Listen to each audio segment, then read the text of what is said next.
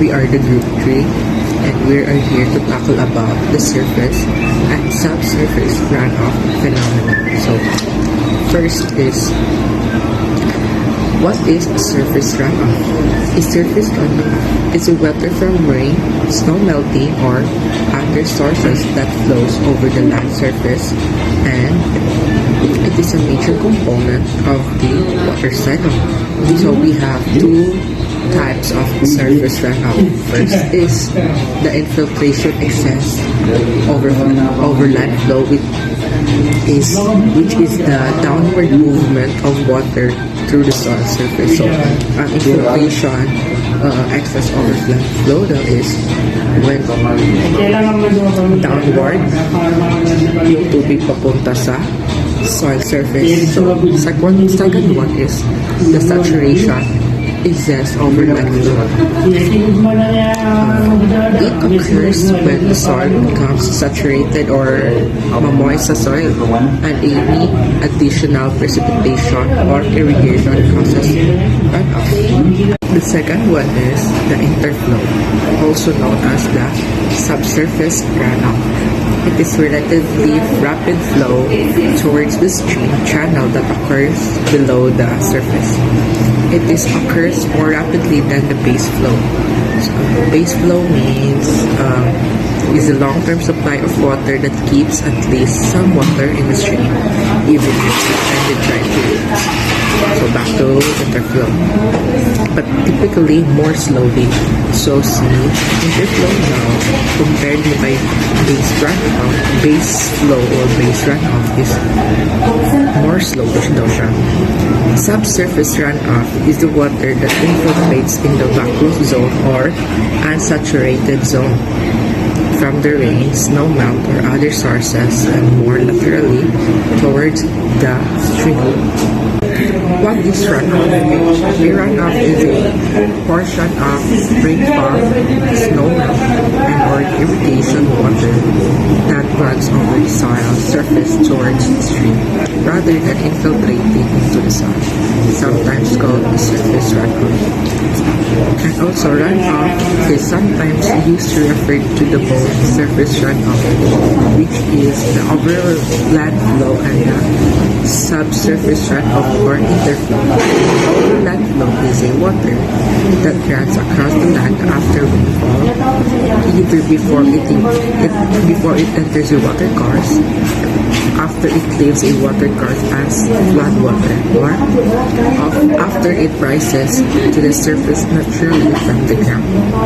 And interflow is a flowing into one another, or mixing together, a continuous reciprocal movement, or an exchange and flow of ideas. Assalamualaikum, I am Pakalinog Nubaysa, and today I will discuss you the difference between the surface and subsurface runoff. So, surface runoff is a water from the rain, snow melting, or other sources that flows over the land surface and is a major component of the water cycle. So, itong surface runoff is ito yung ulan na ito yung tubig na nanggagaling sa ulan, or kapag umuulan siya ng snow, so pag bumabagsak siya is unti-unti rin siyang nagme-melt, so nagiging tubig rin siya na galing sa itaas. So there are two types of the surface runoff. The first one is the infiltrations excess over land flow. So yung infiltration, also known as Hortonian flow, occurs when water enters the soil systems from faster than the soil can absorb or move it, such as when precipitations exceeds the infiltration capacity of the soil. So, yung infiltration is ito yung tinatawag na Hortonian flow, na kapag umuulan, at bumabagsak ito sa lupa, ito yung parang siyang halimbawa niya ito yung halimbawa ng Hortonian flow is yung sa mga bubong natin. So, yung sa mga bubong natin is nakaslide yan. So, pag umuulan, bumabagsak yan sa lupa. So, mabilis siyang bumabagsak kasi nakaslide siya agad. Isa ring halimbawa nito is yung itong road dito sa Barrio Salam. So, pag umuulan, mabilis na bumabagsak yung tubig sa baba. So, na-absorb yan ng soil. Then, saturation. Itong also yung itong Hortonian flow is pinangalan ito kay itong Hortonian flow is pangalan to ni Robert E. Horton. So, pinangalan niya yan sa infiltrations dahil siya yung first na engineer na pinag-aralan yung phenomenon. So, saturation excess over the land flow. So, ang saturation excess over the land flow, it occurs when the soil becomes saturated and any additional precipitations or irrigation causes runoff. So, ito namang saturations is ito yung kapag umuulan is sobrang nabasa or sobrang nalunod yung nalunod sa tubig yung lupa. So, ito rin yung nagiging cause ng mga nagiging cause ng runoff. So, the next yung pangalawa na i-discuss ko is tapos na natin yung surface runoff. So, dito na naman tayo sa subsurface runoff. Interflow, also known as subsurface runoff. So, yung interflow pala is kilala siya as a subsurface runoff. Is relatively rapid flow toward the stream channel that occurs below the surface. It occurs more rapidly than base flow, but typically more slowly than surface runoff. Ito namang subsurface runoff is same lang din siya sa parang same lang din siya sa sa surface pag bumabagsak. So ito kasing subsurface is mabilis siyang umaagos sa mga let's say sa mga sapa or sa mga ilog or kanal. So dun siya nahuhulog din. So it occurs below the surface. So yung itong subsurface naman is mabilis rin siya. Para siyang yung sa base flow, more rapidly than base flow. So, mabilis siya kaysa sa base flow. Kasi yung base flow daw is dahan-dahan or hindi siya mabilis na mag-flow sa land. So, that's all and thank you.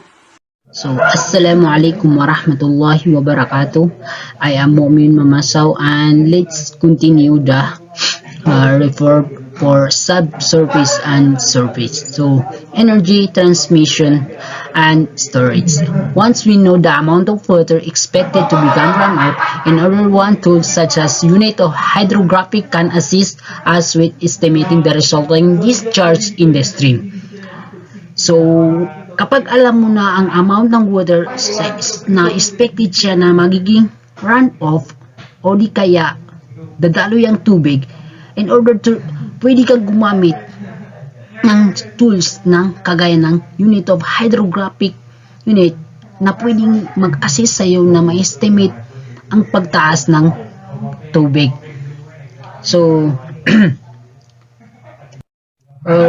once na bago natin tatalakayin yung unit of hydrographic, let's proceed. What is flood prediction? A flood prediction can be defined as a process of estimating prediction, the magnitude, timing, and duration of flood based on one characteristic of a river basin with the aim of prevent damage of human life to the properties of environment. So, ano nga ba ang flood prediction? So, ang flood prediction is yan yung pagbaha. Alam naman natin na kapag baha is maraming bahay ang nasisira, pati na ang mga kabuhayan ng mga tao, pati na ang kabuhayan nila na kanilang kabuhayan nawawala. So, it requires a several type of data para malaman natin at maiwasan yung mga pagbaha. The amount of rainfall occurring on a real-life basis. So, ang mga gumagawa is ina-update lang nila tayo kung paano dadagsa ang tubig o di kaya saan ba nagsimula ang flood kundi sa amount of the rainfall. So, the rate of changes in the river stage on a real-time basis which can help indicate the severity and immediately of the threat. So, ang mga tao ay ini-inform nila kapag tumaas na ang mga river. Kasi may mga signal naman na pwede kang mag-evacuate kunyari kapag yung tubig na is tumaas na at naging yung signal is naging red alert, kailangan na yung mga malalapit sa river ay mag-evacuate kasi pwede silang masalanta o di kaya makuha ng mga pagbaha. So, and the knowledge about the type of storm producing the moisture, such as duration, intensity, and the extent, which can variable for determining the possible severity of the flooding. So, ang pag-asa ay type of storm, meaning ang pag-asa ay ina-update nila tayo kung paano lumalakas o di kaya anong lakas ng mga bagyo ang dadaan. And knowledge about the characteristic of river drainage basins such as soil moisture condition, ground temperature, snowpack, vegetation, cover, and permeable that can help to predict how extinct flood might become. So, kailangan natin din yung characteristic ng river kung paano siya lalaki. Kasi may mga river o di kaya pagbaha na kahit maliit lang yung tubig. For example, like in the road of Punabayabaw, kahit maliit yung tubig is nakikita mo na nalalagyan yung kalsada na tubig because of the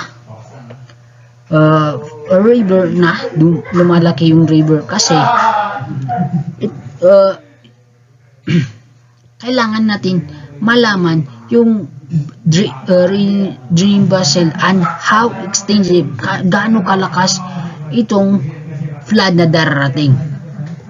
And now let's proceed. What is hydrographic? The hydrographic is a graph of showing the discharge. Ang hydrographic daw is yan yung graph na pinapakita sa iyo yung paano lalaki yung tubig.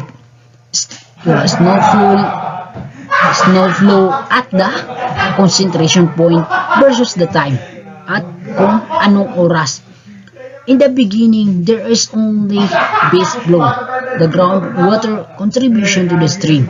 Gradually, deflection is an exponential form. After the storm commences, in the initial losses like interception and infiltration as meet, then the surface flow begin. The hydrographic gradually rises and reaches at its peak value after the time TP, called the lag time or basin lag, measured from the centroid and the hydrographic of net rain. So, in this figure, makikita natin yung dito magsisimula yung tubig na dito magsisimula yung tubig paakyat. Kapag lumaki na yung tubig, ang pangalan niyan is yan yung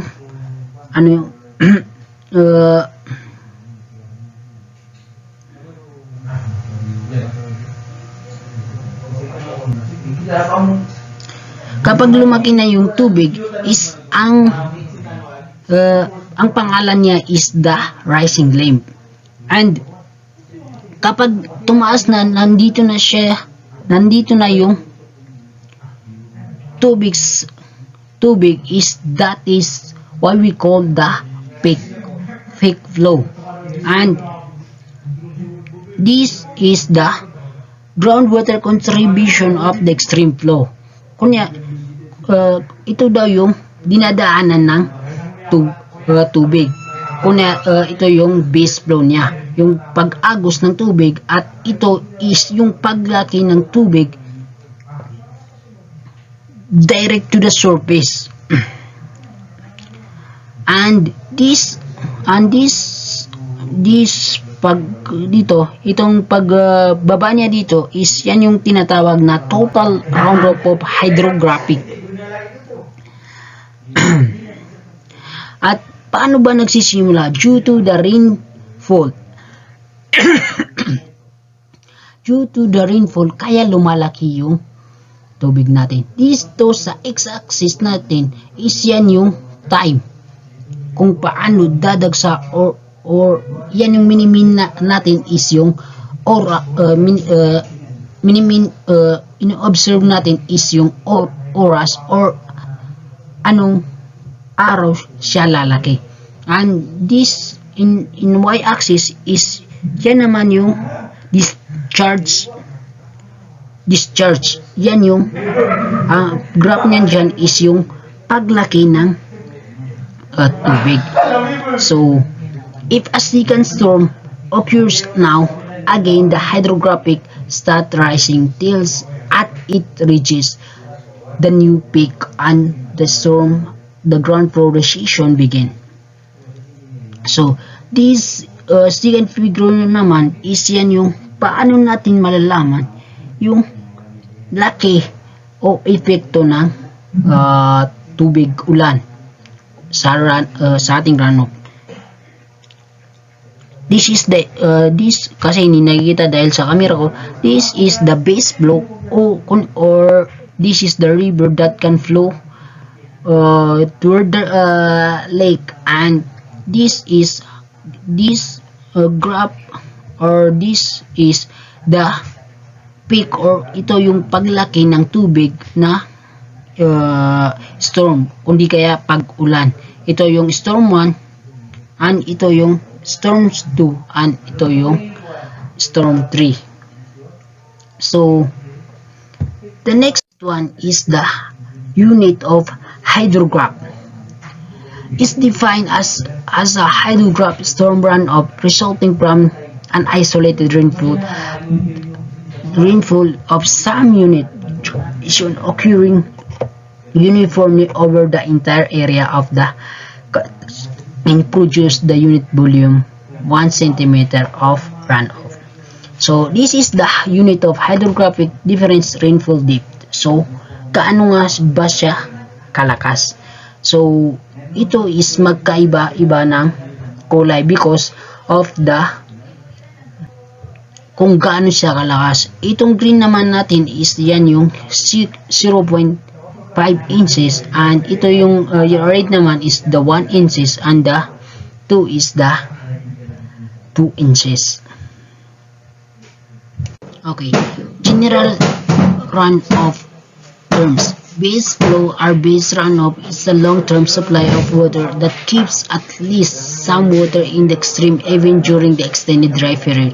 Base comes from the water that percolated into down storage. Ang base flow is siya yung tubig na nasa ibaba ng groundwater that can absorb into a percolated. Yung dumadaloy na tubig papunta sa baba is yan yung tinatawag na, yung nakambag sa baba is yan yung tinatawag na base flow. Ang infiltration naman is the downward movement of water through the soil surface, while it's often used interchangeable with the percolation. So, ang infiltration naman is, ang example niya is yung kapag medyo may slope natin at a vegetation at may mga dahon-dahon doon, is mahalaga yung infiltration yung infiltration natin is malaki at yung runoff natin is mahina. Pero kapag walang mga doon is malaki yung runoff, mga down doon at mga plant is malakas yung runoff at maliit yung infiltration natin. Ganun lang sa infiltration. Ang percolation naman is actually referred to movement of water within the soil, and infiltration is basically referred to the just process of water entering the soil surface. So, ang percolation naman is yan yung water na pumunta sa soil. Infiltration refer just process water entering the soil surface, yung nag-absorb ng water lang. Assalamualaikum to everyone. My name is Ahmad Ryan and Makadindang. At ang assigned na topic sa akin is ang infiltration capacity up to the influences of runoff. So first, pag-usapan natin ang infiltration capacity. So based sa Wikipedia, ito yung definition. The infiltration capacity is defined as the maximum rate of infiltration. It is most often measured in meters per day, but can also be measured in other units of distance over time if necessary. The infiltration capacity decreases as the soil moisture content of soil surface layers increases. If the precipitation rate exceeds the infiltration rate, runoff will usually occur unless there is some physical barrier. So, para maintindihan natin kung ano ang infiltration capacity, kailangan muna nating i-define ano ang infiltration. So, doon sa pinakita ko na definition is the process. Ang infiltration daw is the process by which water on the ground surface enters the soil. So, ito yung proseso ng pagpasok ng tubig sa lupa. So, pag dinugtungan mo siya ng capacity, it will mean na ito yung hangganan o yung limit ng tubig na makakapasok sa soil. So, yun nga, it is most often measured in meters per day, but also can be measured in other units. The infiltration capacity decreases as the soil moisture content, soil surface layers increases. So, yung sabi dito na ang infiltration capacity ay lumiliit kapag ang soil moisture content ng lupa o yung tubig sa lupa lumalaki. So, just for example, yung baso. Yung baso ay may let's say 50 ml na capacity. So, habang binubuusan mo siya ng tubig, lumiliit yung capacity ng baso. Ganon din yung dinefine dito na kapag nag-i-increase yung soil moisture content, lumiliit din yung infiltration capacity. If the precipitation rate exceeds the infiltration rate, runoff will usually occur unless there is some physical barrier. So, First, i-define muna natin kung ano ang precipitation rate at infiltration rate para maintindihan natin. Ang precipitation rate daw is the speed at which water is being applied to a specific area. So ito yung bilis ng tubig. Ito yung gaano kabilis yung tubig pumapasok doon sa lupa or kung anumang area yan. And ang infiltration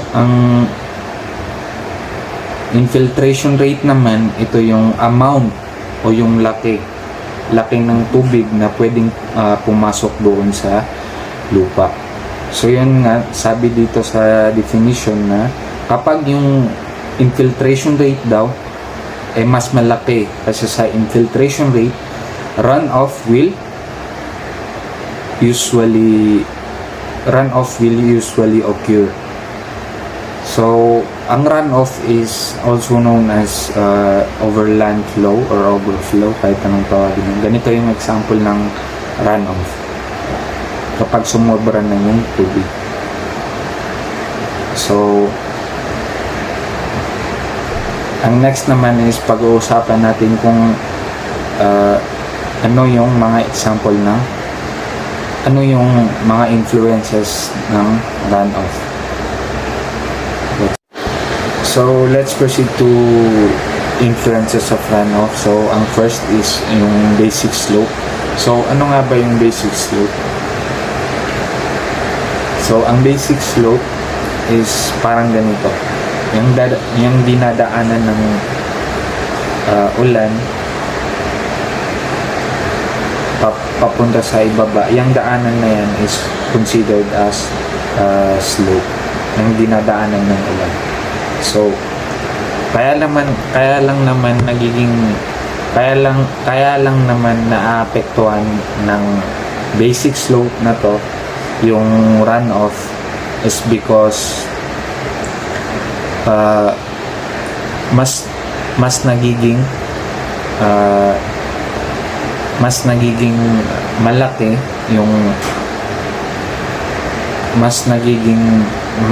yung precipitation rate kaysa sa infiltration rate. So yung dinefine natin kanina na yung precipitation rate is yung bilis ng pagdaloy ng tubig doon sa pagpasok ng tubig doon sa lupa. And yung infiltration rate naman is yung amount ng tubig na pwedeng pumasok doon sa lupa. So pag nag-increase yung precipitation rate na yun, ibig sabihin pag malaki yung precipitation rate kasi sa infiltration rate, ibig sabihin mas magkakaroon ng runoff.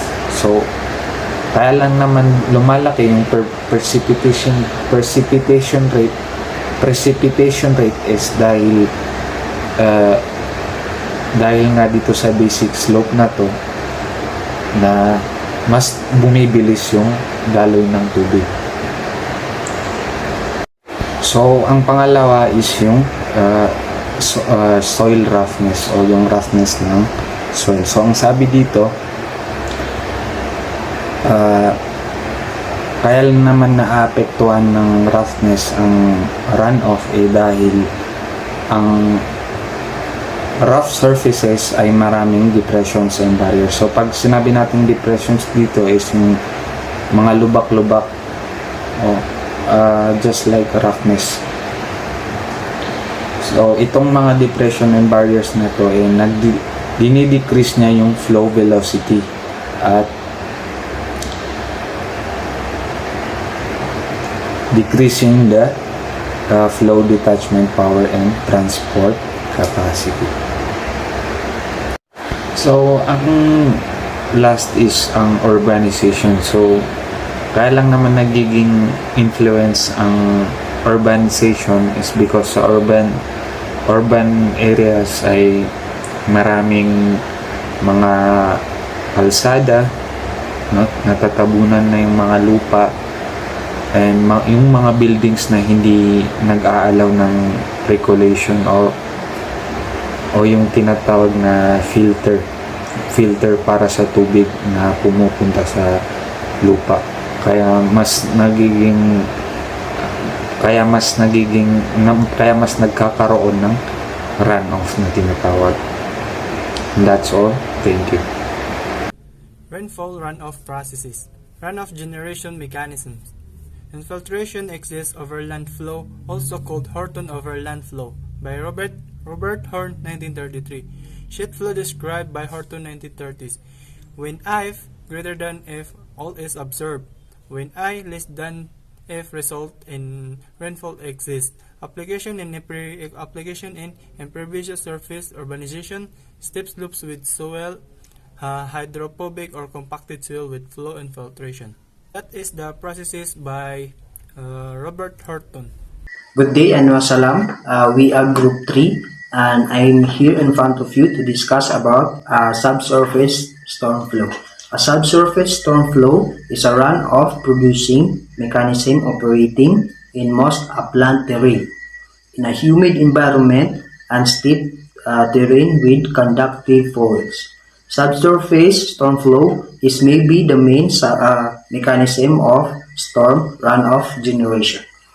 And also, the subsurface flow is a lateral movement of water occurring the soil above the water table. Primary mechanism for stream for generation when prematrix and translatory flow. Here is the example.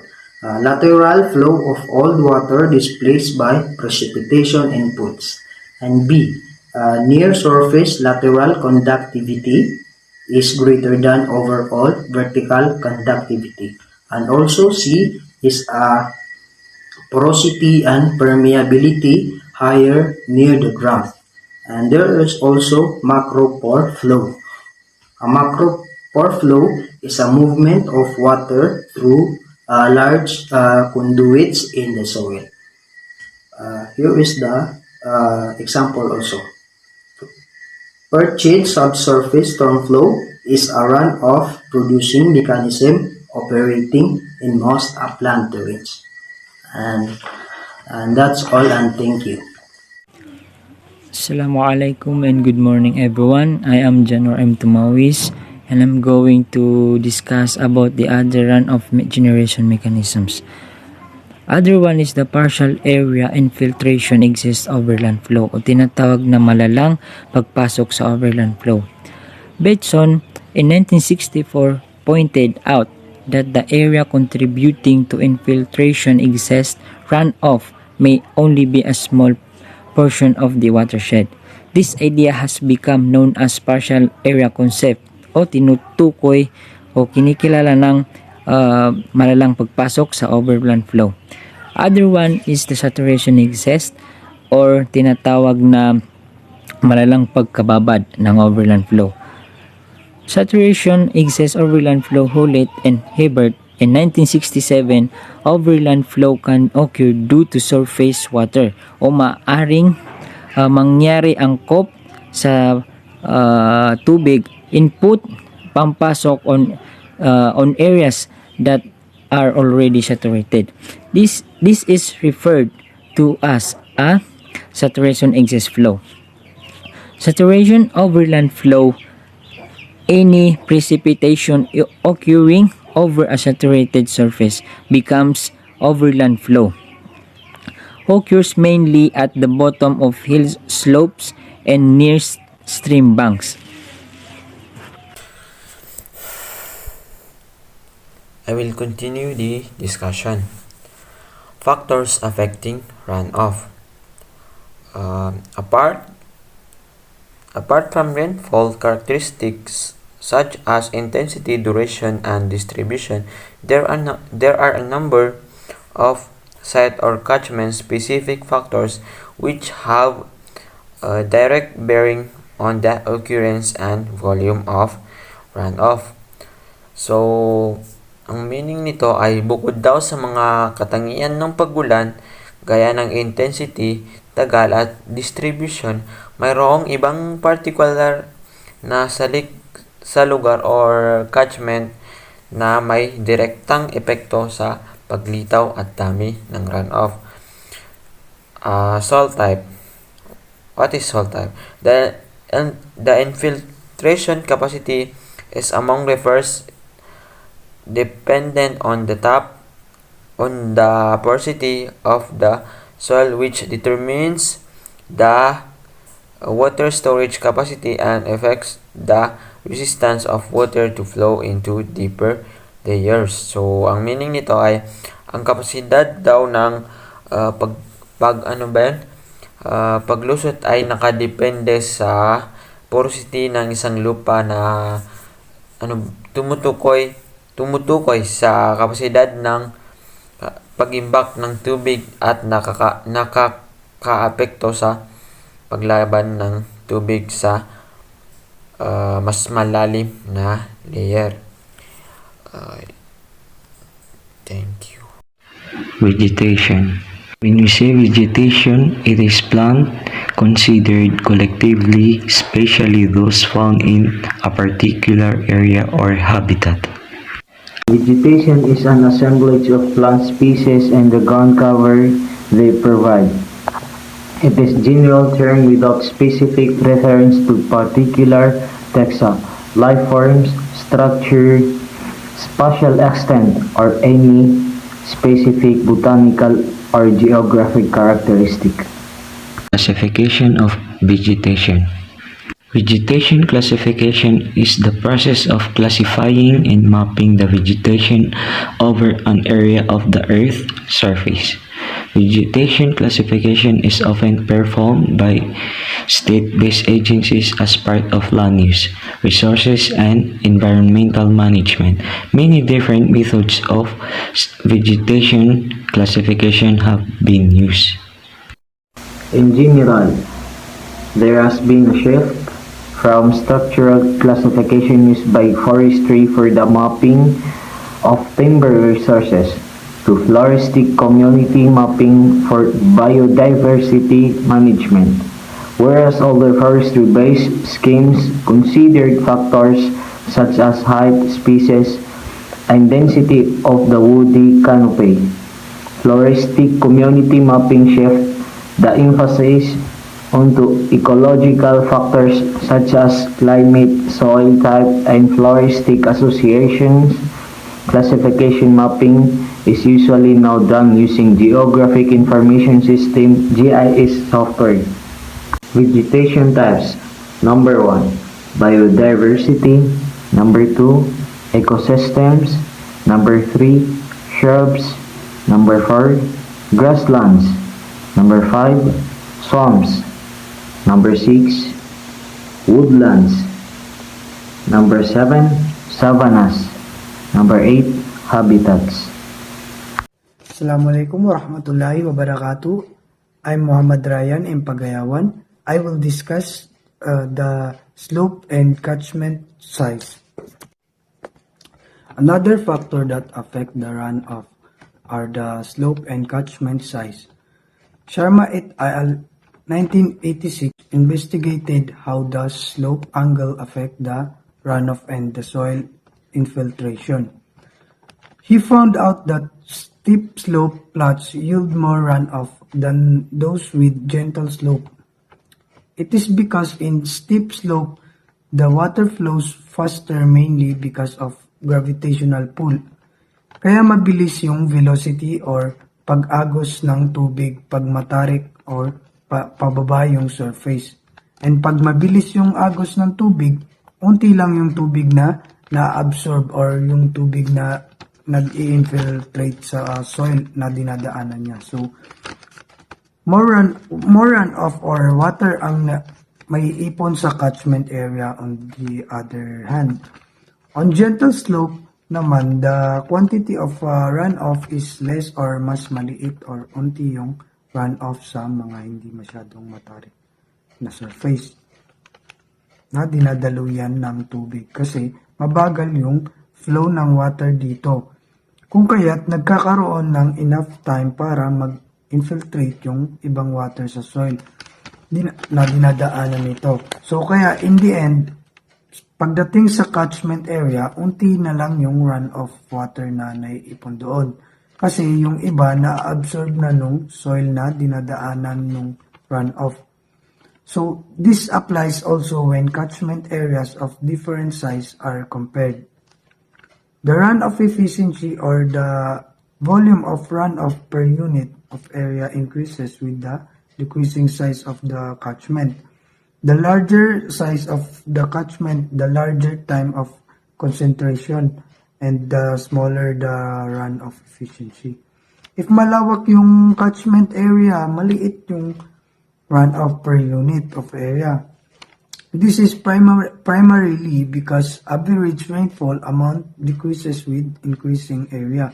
Secondarily, with the larger catchment size, there is also increase in travel time for runoff, allowing more infiltration and other losses.